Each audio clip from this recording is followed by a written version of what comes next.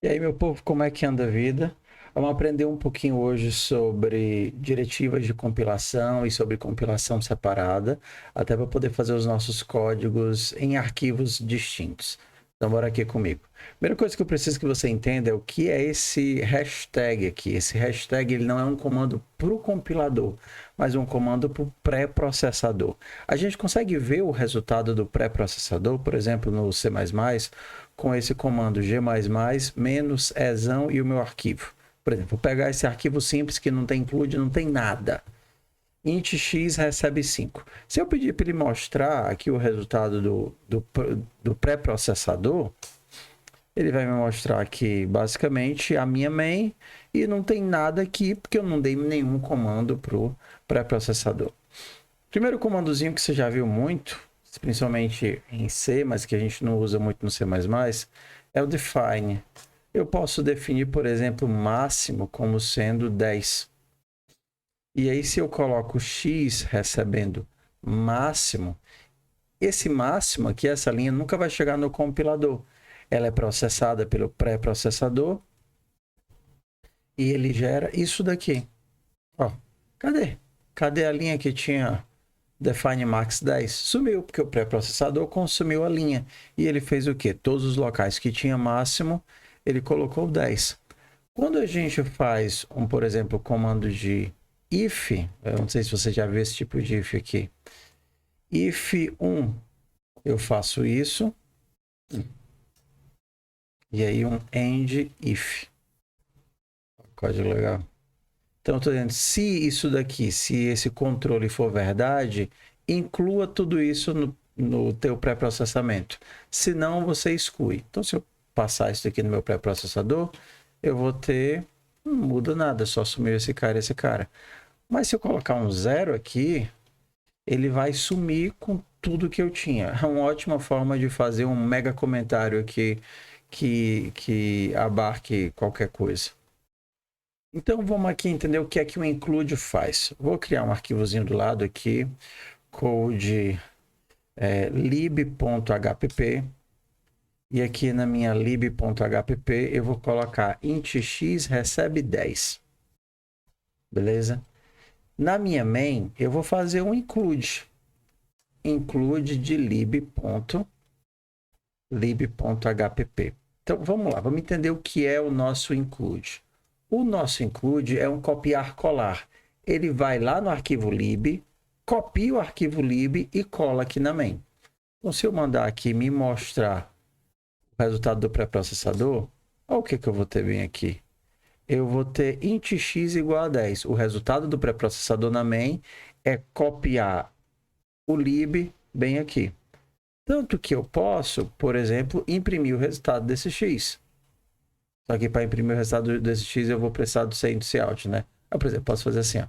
Int y recebe x mais 1. Se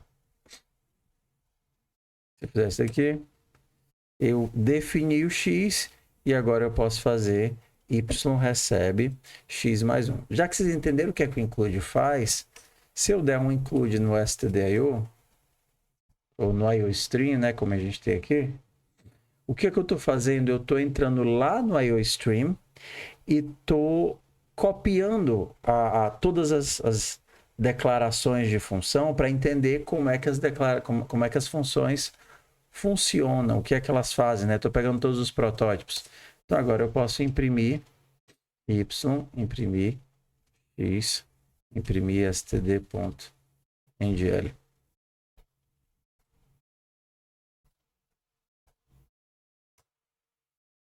Tudo isso daqui é o IOStream. Depois eu tenho o que eu incluí do lib e depois eu tenho aqui o meu código, imprime y, imprime x. Se eu for compilar, gcc main.menos wall main e ponto barra main. Eu vou ter 10, 10. Porque o meu x era 10 e o meu y vai ficar 11, né? Então eu vou ter 11 e 10.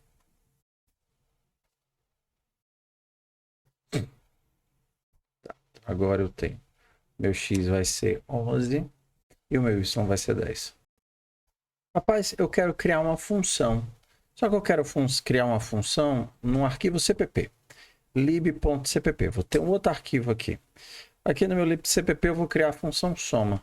Int soma recebe a função x e o x e o y e vai retornar x mais y.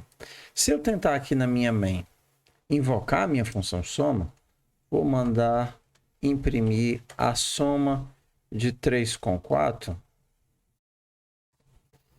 E eu tentar rodar isso daqui, esse vermelhinho já avisou que não vai dar certo, né? Ele vai dizer, olha, eu não sei quem é soma, eu não conheço o soma. Eu disse, não tem problema.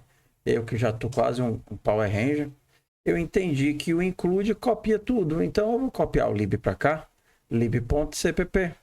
Na hora que eu copiar a minha função soma para cá, eu já vou saber o que é que a função soma faz. Perfeito. O problema é que se não tiver ordem nas coisas, o negócio começa a ficar baldeado. Eu quero usar o x que eu criei aqui, então eu vou dar um include também aqui. Então, include lib.hpp. Aí quando você fizer isso, meu filho, aí você vai desandar tudo. Você sabe por quê? Que vai dar essa bodega aqui. Aí vai dizer, X já existe? Que marmota é essa? Deixa eu ver o que foi que o meu pré-processador gerou de copiar um, de copiar outro, de copiar outro. Aqui foi o que ele fez, ó. Eu tenho o soma de x mais y. Só que eu tenho x recebe 10 daqui, do meu include da main, e eu tenho x recebe 10 da cópia que eu fiz daqui para cá. Então, tenho duas vezes x recebe 10. E para a gente entender esse problema, a gente tem que saber diferenciar declaração e definição. Então, bora lá. Declarar. Declarar é dizer o que é uma coisa. O que é uma coisa? Essa coisa pode ser uma função ou uma variável. Ou um tipo de dado, né? Então, quando você diz o que é que essa coisa é, o tipo que ela o que ela faz, você não está alocando informação para ela, você não está alocando memória para ela. Diferente de quando você define. Quando você define, você está dizendo o que ela é e como ela funciona. Tá? Então, por exemplo, quando você declara, você pode declarar múltiplas vezes. Você pode dizer o seguinte, ó. Deixa eu tirar isso aqui por enquanto, tá? É como você funciona. Você diz, ó, eu tenho uma função soma que recebe um x e um y. É o que a minha função soma faz. Cadê? Não interessa. Cadê a implementação? Não interessa. Eu estou declarando, estou dizendo o que é que ela faz. E a declaração pode ser feita muitas vezes. Isso daqui não tem problema nenhum. Certo? Pode ser feita, inclusive, sem passar as variáveis. Int soma recebe um inteiro e um inteiro. Porque para o compilador, a declaração serve para ele entender que existe uma função que vai estar em algum lugar, em algum módulo. Essa função se chama soma. E qual é o comportamento dela? Ela recebe 2 inteiros e retorna 2 inteiros. É tudo que ele precisa saber. Então, mesmo que isso esteja disparado pelo teu código em 500 lugares, não vai dar problema nenhum. Então, é assim que se faz declaração de funções. Eu posso também fazer declaração de variáveis. A gente declara variáveis da seguinte forma. Ó, existe em algum lugar uma variável que vai ser um float. E vai ser um float chamado F1. Cadê ele? Não interessa. Em que módulo ele está? Não interessa. Quem alocou memória para ele? Não interessa. Interessa que essa variável vai existir. Em algum lugar ela vai ser criada. Em algum local, quando os códigos forem ser juntados, essa variável vai existir. E agora eu posso fazer isso. Posso, por exemplo, imprimir a soma de fun com fun. Ia ser mais legal se isso daqui fosse um int, né? O que é que eu não posso fazer? O que eu não posso fazer é ter declarações incompatíveis. Eu não posso ter um soma que recebe int e outro que recebe int e float. Ele vai dizer, os tipos das declarações não são compatíveis. Ou então um fun que é float e outro que é inteiro. Mas se for assim, não tem problema não. Então eu vou ter uma variável fun e outra variável fumo. O meu fumo é um inteiro. E esse inteiro, pronto, está aqui, ó. Eu vou imprimir a soma do fun com o fumo. E é isso que esse módulo vai fazer. Isso não tem problema nenhum, porque múltiplas declarações, desde que elas sejam a mesma declaração, não interferem em nada. Vamos agora para a definição. Quando você define para uma função, você coloca o comportamento dela. Então, você vai estar dizendo o que é que a função soma faz. Ela vai receber um A e um B e vai retornar A mais B. Se você tentar definir de novo, aí você vai ter um problema, porque você só pode ter uma única definição. Múltiplas declarações, mais uma única definição. Ele vai dizer, epa, filho, você está fazendo aqui múltiplas definições da função soma. Ó, função soma, você está redefinindo a função soma, você não pode fazer isso. Vocês, perdão, culpa é minha. Mesma coisa aqui, ó. Se eu tentar somar fum com fumo, ele vai dizer que nem achou o fum, nem achou o fumo. Cadê? Ó, eu não achei. Eu procurei o fumo e não achei. Né? Também não achei o fum. Eu posso criar. Posso criar aqui. Int fum recebe 5. E agora fum existe. Né? Perdão, fumo. Tem que ser o mesmo tipo. Fumo existe, acabei de criar. Quando eu procurar, ele já sabia que era um inteiro. Só que agora ele encontrou o bloco de memória relacionado à variável com esse nome. Só que fumo ainda não existe. Fumo pode estar em qualquer lugar. Pode ser uma global. Float fum recebe 4.5. Ou ela pode estar em outro lugar. Por exemplo, agora ela funcionou. Ou ela pode estar em outro lugar. Vou botar ela aqui dentro do meu lib.cpp. Ó. Float fumo recebe 4.5. Aqui.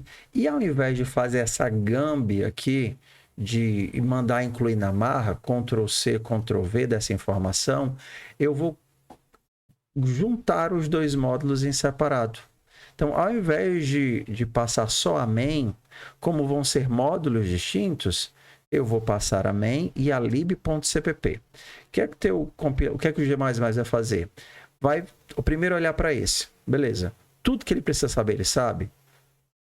Sabe, ele conhece soma, ele conhece fum, ele sabe que isso daqui é um float, mesmo que ele não tenha o bloco de memória, ele sabe que esse bloco de memória vai existir, ele sabe quem é fumo está aqui, beleza, tudo que eu preciso saber eu tenho. Aqui também tudo, beleza, tudo que eu tenho que saber eu tenho.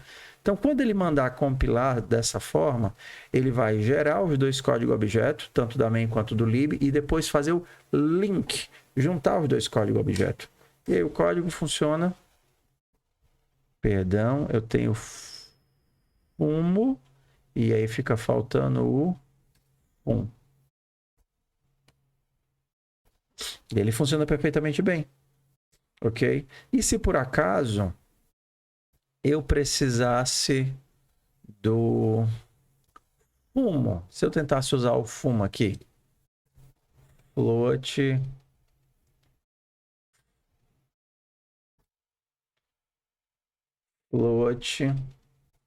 div 2, vou dividir por 2, vou receber, não, vou fazer assim, multi, vou fazer a multiplicação de um valor, float valor, com, vou retornar valor versus o fumo.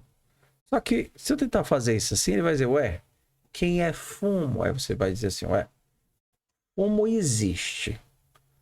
Então, externe, ó, não estou fazendo definição, não estou criando memória. Estou só dizendo que ele existe. Fumo existe e é do tipo float. Qual é a questão aqui?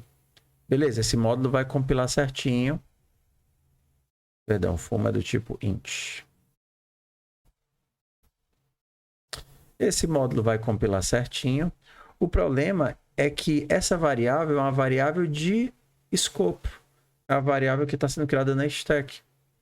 Então, na hora que eu tentar somar o multi, ele tem que ser somado dentro de um local que essa variável exista. Por exemplo, se eu fizer aqui, float f recebe multi, ó, recebe um valor, e o meu valor vai ser 5, vai ser 3. Então, o que ele vai fazer? O multi...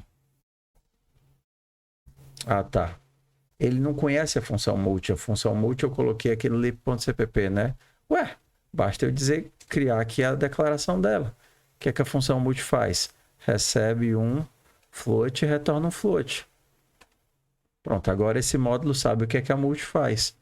Então, recebe um float, 3, e vai retornar um float. O que é que a multi faz? A multi vai pegar esse 3, jogar esse 3 aqui, vai acessar uma variável fumo que tem que existir quando essa função for invocada e vai me retornar um valor.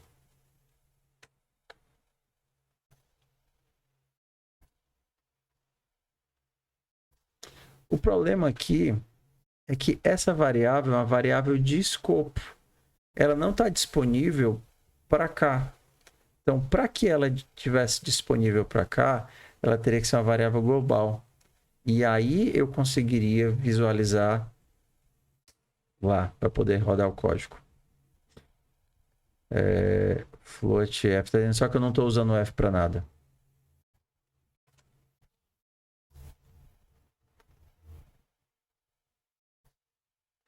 Então, essa questão de visibilidade de escopo, na verdade eu fiz uma gambiarra danada para vocês entenderem como é que funciona declaração e definição. Para que esta bodega não fique assim, a gente tentando inventar um local para cada coisa, normalmente cada coisa tem o seu lugar e a gente vai ver esses lugares agora. Então, como é que a gente divide normalmente a informação? O lib.cpp é onde a gente coloca as structs, né? Struct pessoa, entidade, string nome. Cada módulo vai ter os seus próprios includes.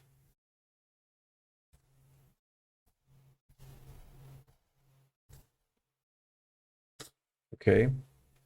Então, beleza. Para que eu não tenha problema de duplicidade, várias inclusões desse mesmo carinha aqui, múltiplos includes, a gente dá um comando que se chama pragma once, para pedir que ele seja inserido apenas uma vez no meu arquivo. Tem outra forma de fazer isso, né? Isso daqui é suportado pelo GCC. Se o seu é outro, normalmente ele usa aquele modelo mais antigo que é o... Se eu não definir lib.hpp, certo? Ou seja, se eu nunca coloquei um lib.hpp, define lib.hpp e no final a gente dá um end if. Isso vai garantir que, se nunca foi incluído, ele inclui. Só que na hora que ele inclui, ele seta essa variável. Se eu tentar incluir de novo, ele não vai incluir de novo, porque essa variável já existe. Se por acaso o seu compilador suportar, mais simples você colocar o pragma once. Ok? Então, no lib a gente tem a struct e, por exemplo, as funções. Então, eu, por exemplo, eu vou envelhecer. Como é que eu envelheço uma pessoa? Vou ter um void envelhecer. Vai receber uma pessoa P e vai fazer P.idade mais um. Vai botar a idade da pessoa um ponto a mais. Só que aqui no HPP eu vou colocar só as declarações. Então, eu vou colocar só isso daqui. E no CPP, beleza, pragma, os includes necessários, os structs e as funções.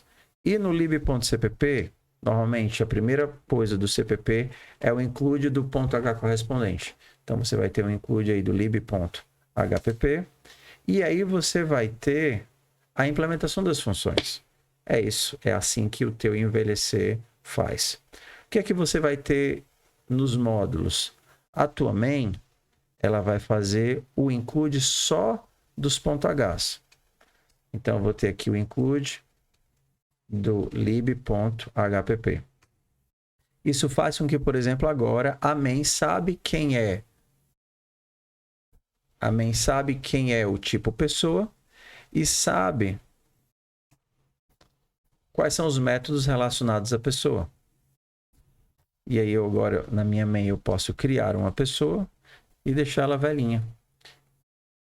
Pessoa Davi recebe primeira idade. Eu tenho 16 aninhos. Meu nome é Davi.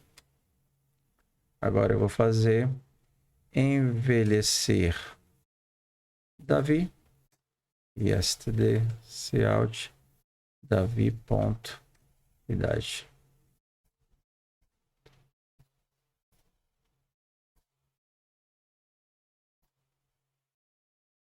Para compilar isso daqui, eu preciso passar os meus dois módulos, ou seja, os meus dois CPPs. Se eu tivesse vários CPPs, eu passaria todos os meus CPPs e o GCC faria o trabalho de juntar todos eles para conseguir executar o meu código.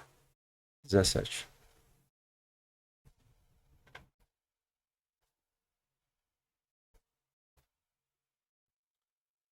Como você é um cara esperto, não quer ter que ficar digitando isso daqui o tempo todo, você pode criar um makefile, que é um arquivozinho que define como é que vai ser a compilação do teu programa. Então, teu makefile, ele começa com M maiúsculo e o resto tudo é minúsculo. E ele é composto de controles e ações, né? Targets e ações. Vou fazer o mais simples possível. O Makefile ele tem uma questãozinha que são... Você tem que usar o tab, não pode ser espaço.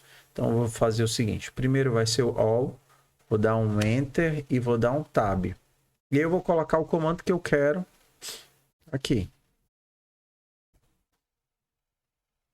Beleza? E aí eu vou colocar aqui ponto barra. Agora, quando eu estiver na minha pasta, se eu digitar o make, ele já vai fazer a compilação e a execução. Ótimo. Eu posso ter vários alvos. Eu posso ter, por exemplo, o meu make clean. E o que o meu clean vai fazer o quê? rm-r main. Se eu tivesse várias coisas que eu quisesse limpar aqui, eu poderia dar um make clean. Beleza? Se eu digitar make all, ele vai executar o primeiro alvo. Tá? Uma coisa aqui importante, o make sozinho, ele vai executar o primeiro alvo. Eu posso colocar o nome que eu quiser nos alvos. Existem configurações avançadas para o make. Eu poderia fazer um make bem mais inteligente, por exemplo, que olhasse os módulos e compilasse por módulo. Mas essa compilação por módulo não é necessária para vocês agora. O importante é que vocês conseguem juntar todos os CPPs no arquivo só. Você pode colocar aqui todas as flags que você quiser e que vão lhe ajudar a errar menos. W-error. W extra menos G menos homem. E se você quiser, você já remove aqui no final. E aí basta o make, ele já vai fazer tudo. Compila, roda e apaga. Se você quiser omitir essa saídazinha dos comandos aqui, você pode colocar um arroba na frente dos comandos que você quer omitir. Então, agora quando você der o seu make, só vai sair o ponto barra main.